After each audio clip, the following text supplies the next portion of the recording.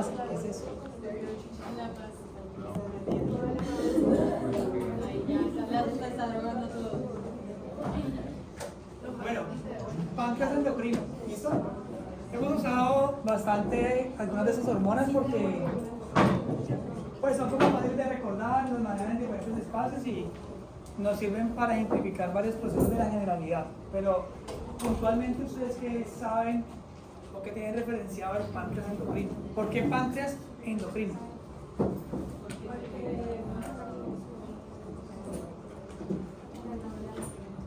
¿Por qué? Porque ninguna glándula tiene conducto. La exocrina tiene conducto. La exocrina tiene conducto, ¿sí? Y el páncreas es endocrino. Porque tiene, exacto, porque el páncreas tiene los dos componentes, ¿sí? Un componente endocrino y un exocrino, ¿ok? Y aquí vamos a revisar el endocrino. ¿Qué más saben del páncreas?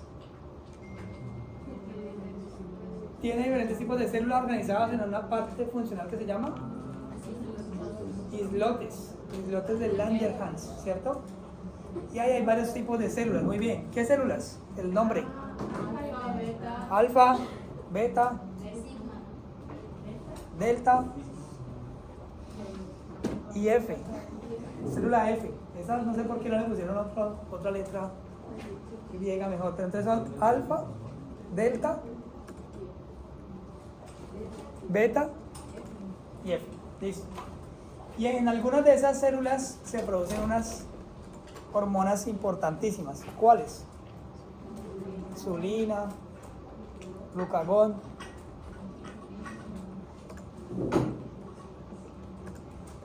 Una que les dijo el profe seguramente que era reguladora, que regulaba casi todo, inhibía un montón de cosas.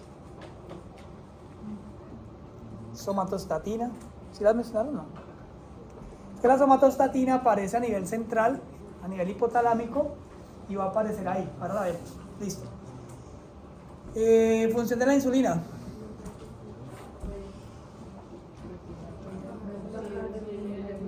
Bajar nivel de glucosa, nivel de función del glucagón, subir, ¿cierto? Tipo de regulación de la insulina.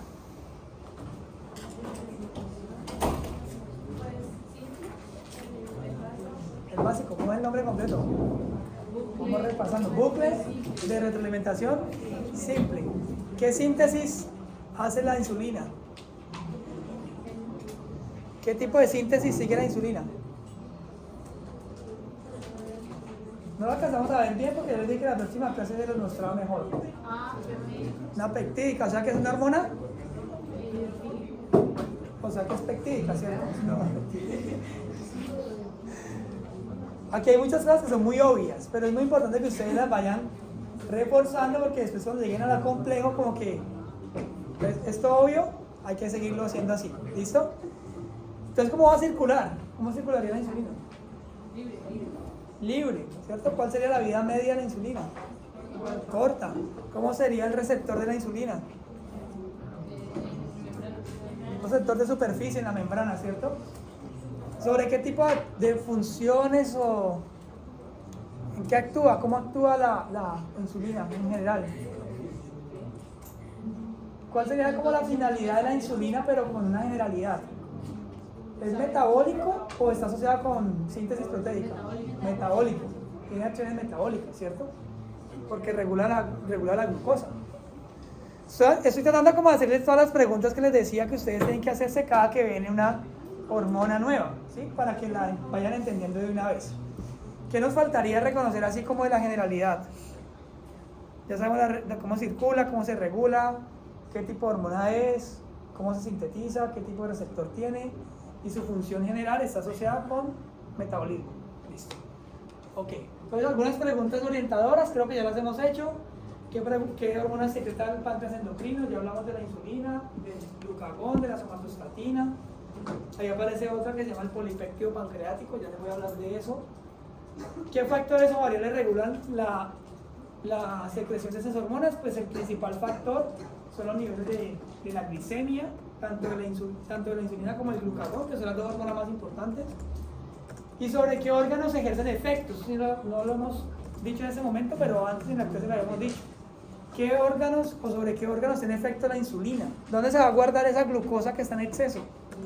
Hígado, músculo y tejido adiposo. ¿Y sobre qué órgano principalmente tiene efecto el glucagón? Sobre hígado principalmente. Para liberar glucosa. ¿A partir de qué molécula? De glucógeno. ¿Cómo se llama ese proceso? Glucogenólisis. Bien. Entonces miren, el páncreas, como decíamos al principio, tiene dos componentes, ¿cierto? Un componente exocrino, un componente endocrino. El componente exocrino, pues es porque parte de esa glándula tiene un tubo, ¿cierto? Un conducto, que está aquí dibujadito, el conducto pancreático. Ese conducto pancreático va a transportar enzimas digestivas y una molécula súper importante que es el nombre desaparece, HCO3, el bicarbonato. ¿Por qué es importante? Regula el pH, digamos aquí regula el pH. Recuerden que aquí está viniendo todo el contenido desde el estómago por un pH súper bajo, ¿cierto? Por los ácidos gástricos. Ese bicarbonato va a regular ese pH, porque si no el tejido del intestino delgado no toleraría ese pH tan bajo. Pero también tiene otra función ya a nivel más plasmático y es el buffer, ¿cierto? Que también es un regulador de pH, pero ya a otro nivel, ¿cierto? A otro nivel. Bien, ese conducto pancreático se conecta con el colédoco y van a depositar juntos su contenido en el duodeno para hacer parte del sistema digestivo. Seguramente lo van a ver más adelante. No nos vamos a ocupar de eso acá, pero es importante reconocer. Aquí nos vamos a ocupar del páncreas endocrino o de los islotes de Langerhans, ¿cierto? Que son esto que está dibujadito aquí a la izquierda. ¿Todos lo alcanzan a ver bien? Si es buen tamaño para observar esta gráfica acá a la izquierda. ¿Está grandote? Ese es un islote, ¿sí? Un esquema de un islote. Como pueden ver, y de acuerdo también con lo que está ahí resumido, ese islote está compuesto por varios tipos de células, ¿cierto? Células beta, células alfa, células delta y células F. Cada una de esas células está especializada en secretar algunos tipos de hormonas, ¿sí? ¿Listo? Células beta van a secretar insulina, es la más importante de todas, la insulina. Pero hay otras que son también coayudantes o relevantes en este proceso. Por ejemplo, proinsulina. La proinsulina, ¿listo? La proinsulina tiene el mismo efecto que la insulina. ¿Cuál es el problema? Que como no es insulina, la afinidad por el receptor es mucho menor. Entonces, si yo quisiera desencadenar el efecto de la insulina a partir de proinsulina, necesitaría una cantidad enorme, ¿listo? Pero ella también circula y también actúa. El péptido C, derivado de la síntesis de la insulina, lo vamos a ver, no tiene efecto biológico conocido, se usa más como un marcador clínico. En la clínica se mide el péptido C y también les voy a explicar eso cómo funciona. No tiene efecto biológico. Y la mielina, sobre la que no se describen muchos efectos, no la vamos a manejar acá. Células alfa van a producir glucagón. Células delta, somatostatina. Y finalmente, células F, polipéptido pancreático. Prácticamente la clase, digamos las dos clases que siguen, casi que en un 90% se van a ocupar de hablar de insulina. Un poquitico del glucagón y un minuto de la somatostatina. Ese es el componente del páncreas endocrino. ¿Listo? Bueno, ahora que ya vimos esa generalidad, ayúdenme a describir esta gráfica. ¿Ustedes qué alcanzan a observar? ¿Qué les llama la atención? ¿Qué se les ocurre interpretar de esto que están viendo aquí? Primera observación de Alicia. Mayor porcentaje o proporción de células son células beta. Bien, ¿qué más?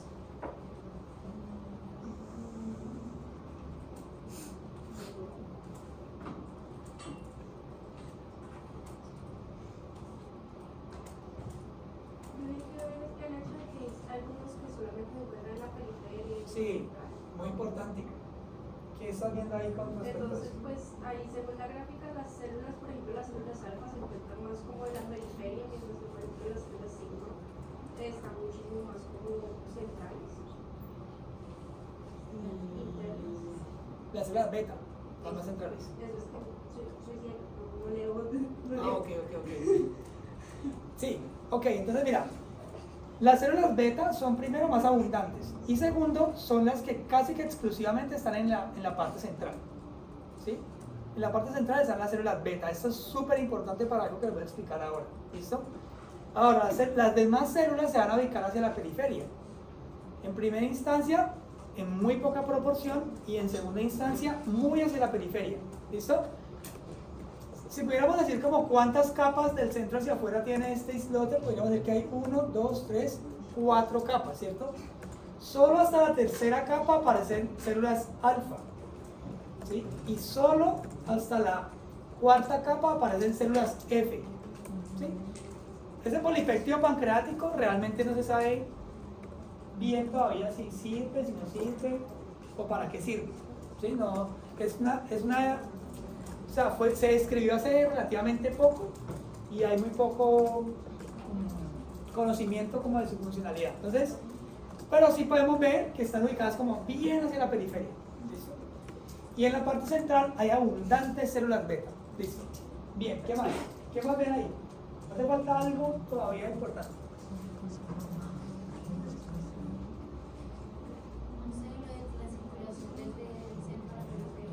Exacto, eso es lo otro que nos faltaba para complementar esta diapositiva y hace referencia a que la circulación va del centro hacia la periferia. ¿Cómo lo observaste?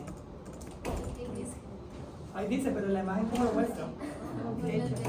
Con las flechitas, ¿cierto? Eso es muy importante, ¿cierto? La circulación o la irrigación va del centro hacia la periferia. ¿Por qué? Dime. Porque es como la clave en la cual se puede como salir como la insulina, porque si fuera ya fuera hacia adentro, pues digámoslo así, que no tendría fuente de salida, sino simplemente Podría salir, porque si tú pones aquí una arteria justo en la mitad, la irrigas de afuera hacia adentro y en la mitad hay una arteria, depositas todo y sale. Podría ser, ¿sí? Pero digamos que el diseño está así, el diseño está del centro hacia la periferia.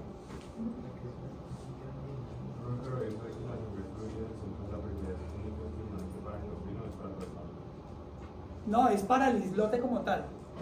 Es para el islote. Y tiene una relevancia fundamental. ¿Por qué? ¿Qué se les ocurre a ustedes? ¿Por qué está marcado ahí? ¿Por qué no hacen énfasis en eso? Supongo que hay que priorizar la irrigación de las células beta. ¿Por qué? ¿Por la relevancia metabólica? Pues, Podría ser, no lo descarto, pero no es, digamos, la razón principal como de la fisiología del islote.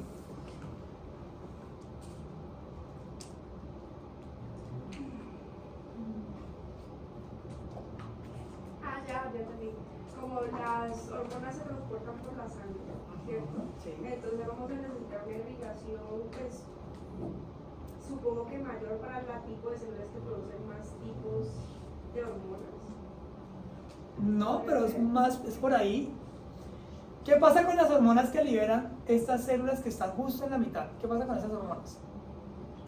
Necesitan, pues, Empiezan a salir. ¿Y a pasar por dónde? Por las otras. ¿Sí? Y ustedes se acuerdan, yo les decía que el sistema endocrino no usa exclusivamente la señalización endocrina, sino otras señalizaciones que pueden ser ¿cuáles? ¿Cuál? Acuérdense de la señalización que les mostré al principio. Hay señalización endocrina, que es la más importante, pero hay otras dos: paracrina y autocrina, ¿cierto? ¿Qué pasa con esa señalización de esa hormona que está saliendo justo de la mitad hacia afuera y pasando por las otras células? Hace una señalización paracrina, ¿cierto? Y podría tener algún efecto. ¿Sí? Si seguimos hablando de insulina y glucagón, decimos que la acción de esas dos hormonas es ¿qué? Antagónica. ¿Ustedes cómo esperarían que fuera el efecto de la insulina sobre las células alfa? ¿Un efecto estimulante o inhibidor? Inhibitorio, ¿cierto? O inhibidor. Ustedes lo que esperaríamos, ¿cierto? Porque si yo libero insulina y la insulina estimular a la secreción de glucagón, eso me podría generar un problema, porque tendría las dos hormonas elevadas al mismo tiempo y la acción de ellas es antagónica. Yo no esperaría que dos hormonas antagónicas estén elevadas de manera simultánea, ¿cierto que no? Si yo necesito subir el azúcar, pues pongo glucagón. Si necesito bajarla, pongo insulina. Pero no pongo las dos porque no sé, el sistema no sabe qué hacer. Puede presentarse. Pero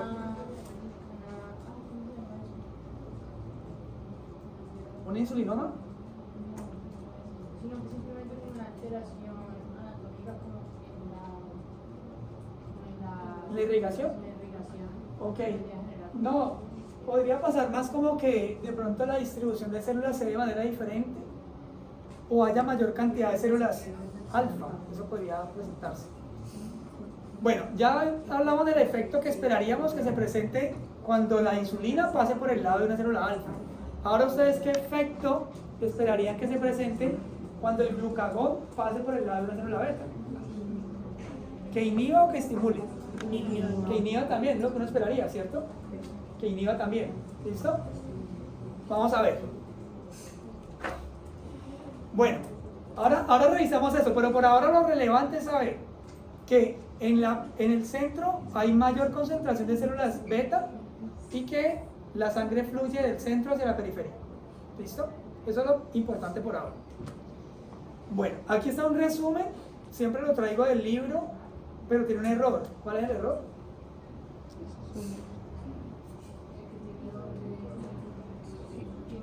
No tiene alfa, ¿cierto? O sea que aquí debería aparecer alfa. ¿Listo? Pero eso es un resumen de lo que ya hemos ido hablando, es lo mismo que ya les presenté. Bueno, entonces, aquí es donde aparece esa relevancia de cómo va la irrigación. Miren, en el islote se presenta comunicación entre las células. La comunicación puede ser humoral, célula a célula o neural. La comunicación entre las células del islote más importante o más relevante es la comunicación humoral, que es la que se da a través de la irrigación que le pasa a las hormonas, o hace que las hormonas que libera una célula pase por el lado de las otras células, ¿sí? Esa irrigación va desde el centro hacia la periferia. Eso permite transportar los secretagogos, por ejemplo. Un secretagogo es una molécula que estimula la secreción de una hormona. ¿Listo? ¿Cuál es el secretagogo de la insulina? Un secretagogo es una molécula que estimula la secreción de una hormona. El secretagogo de la insulina es la glucosa. Entonces, el hecho de que la sangre venga del centro hacia la periferia es importante porque permite que la glucosa pase por todas las células, ¿cierto? Y primero circunde las que estén alrededor, pues en la periferia, en el centro, y luego en la periferia, ¿listo? Entonces por ahí está bien esa circulación. Segundo, el efecto que hay entre hormonas. Miren, el glucagón estimula la secreción de insulina. ¿Ustedes esperaban eso? No, ¿cierto? ¿O alguien lo esperaba? O alguien no lo sabías. ¿Pero sí lo sabías? No. Pero no es lógico, ¿cierto? Porque las hormonas esas dos hormonas son antagónicas. Si las hormonas son antagónicas, yo lo que espero es que el glucagón inhiba la insulina. Pero biológicamente eso no pasa. Biológicamente el glucagón estimula la insulina. Eso no es un error que aparezca así, así es. ¿Por qué? ¿Por qué? Porque, pues, podemos hacer la respuesta más elaborada o simplemente, pues, porque así es. Digamos, la respuesta más elaborada es porque las células beta tienen receptores que son afines al glucagón y cuando este se une, desencadena una cascada que da como consecuencia la síntesis de insulina. ¿Sí? Así está diseñada la célula. Con ninguno, no tiene ningún fin. O sea, no debería pasar. Lógicamente, no debería pasar, pero pasa. ¿Cierto? Ahora. Pero entonces esa insulina que luego le estimula, al final la usan o no. Entonces, por ahí va, digamos, con la siguiente parte. ¿Tendrá algún efecto esa insulina que se liberó como efecto al estímulo del glucagón? ¿Tendrá algún efecto? Respondamos mirando esto. ¿A alguien se le ocurre una respuesta? O sea, digamos que al final, la conclusión y en el medio será la respuesta que ustedes están buscando, pero al final la conclusión es, todos tenemos ese mecanismo y a ninguno nos afecta. ¿Por qué?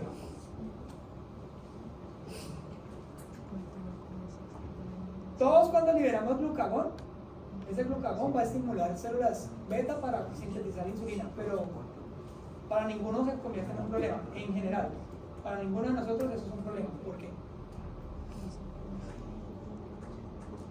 Miren la gráfica. Puede ser porque las células están más a la periferia que las células. ¿Y entonces? Pues Exacto. No pasa nada al final o tiene un efecto mínimo porque las verdecitas son las que están sintetizando glucagón, ¿cierto? Y como la irrigación viene del centro hacia la periferia, cuando esta libera el glucagón, ¿cuántas células puede, digamos, estimular? Muy pocas, ¿sí? Digamos que en la gráfica 1 o 2. Digamos que en general, muy pocas. Eso quiere decir que la insulina que se libera como efecto del estímulo del glucagón es mínimo y al final no tiene ninguna relevancia. ¿Listo? ¿Qué ocurriría si la irrigación fuera de la periferia hacia el centro? ¿Cierto? Ahí sí tendríamos problemas porque tendríamos glucagón primero, alto, y derivado de eso, insulina alta. Y la acción de ellas dos es antagónica. ¿Sí? Ahí sí habría problemas. Entonces, digamos que yo les decía en el grupo anterior, si nosotros fuéramos los diseñadores del siglote, no hubiésemos diseñado eso así. Le hubiésemos quitado los receptores a las células beta para que no sintetizaran insulina como efecto del estímulo del glucagón. Pero así está. Pero no hay problema. ¿Listo? No hay problema. Bueno, ahora, la insulina es así. Es así nivel glucagón. Donde es a estimular el glucagón, ahí sí problema, porque está concentrada las células beta en el centro y la irrigación va del centro a la periferia. Pero en este caso no hay problema porque la insulina sí inhibe el glucagón. ¿Listo? Y finalmente, la somatostatina, que es un inhibidor. Ustedes por lo general, cada que aparezca somatostatina, les va a aparecer cuando estemos revisando otras hormonas que hacen parte del eje, porque hay somatostatina a nivel hipotalámico y una somatostatina a nivel pancreático. Es la misma molécula, pero el origen es diferente. ¿Listo? Por lo general, la somatostatina va a ser una hormona inhibidora. ¿Listo? Entonces ella inhibe las otras dos. Bueno, ¿hasta ahí alguna pregunta? La otra forma en la que se comunican los islotes es una comunicación célula a célula a través de uniones estrechas. No es tan relevante esa comunicación. Y la otra es la comunicación neural, que se da porque este islote tiene una inervación muy grande por el sistema nervioso autónomo. Entonces, el sistema nervioso autónomo ante diferentes circunstancias puede dar lugar a que se secrete principalmente glucagón. ¿Listo? Cuando hay disminución de glicemia, de glucosa. ¿Listo? Ahí hay como unos efectos del sistema nervioso, pero el más importante es el humor. ¿Listo? ¿Preguntas hasta ahí? ¿No? Bueno, digamos que la parte como de clase, así como para que ustedes vayan enlazando conceptos, llega hasta ahí. Yo les voy a presentar una parte a continuación que hace como la historia, pero eso es anecdótico, solamente para que lo tengan. Terminamos con esto y ya nos vemos en la próxima clase. ¿Listo? Bueno, ¿ustedes por qué creen que la insulina, a pesar de tener investigación, no desde aquí, ya les voy a contar por qué aparece esa fecha, sino más o menos como desde 1915 o 1920, que fue cuando se describió, hace más de 100 años, ¿por qué todavía sigue teniendo tanta investigación? O sea, si ustedes revisan investigaciones relacionadas con la insulina, hay un montón todavía. Hay grupos de investigación dedicados casi que exclusivamente a eso. ¿Por qué?